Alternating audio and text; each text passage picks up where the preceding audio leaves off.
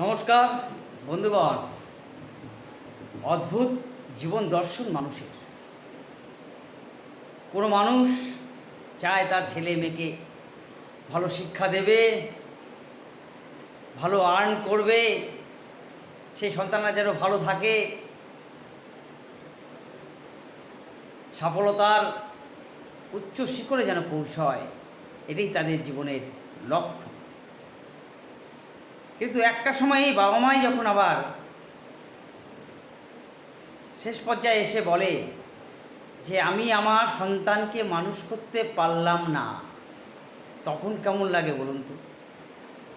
যখন তার ছেলে ডাক্তার বা ইঞ্জিনিয়ার বা বড় উকিল বা বড় বিজনেসম্যান, কিন্তু তবু তার পিতামাতা বলছে আমি আমার সন্তানকে মানুষ করতে পারলাম না।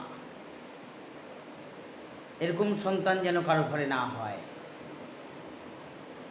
জীবনের সবচেয়ে বড় পুঁজি আমরা যৌবনকালে মনে করি যে সন্তান, তাকে ভালো শিক্ষা দিতে হবে, তাকে ভালোভাবে রাখতে হবে, পয়সা উপার্জন করতে হবে। কিন্তু আলটিমেটলি সব কিছুই জিরো হয়ে যায় জীবনের শেষকালে। তখন আমরা জ্ঞান দিই মানুষকে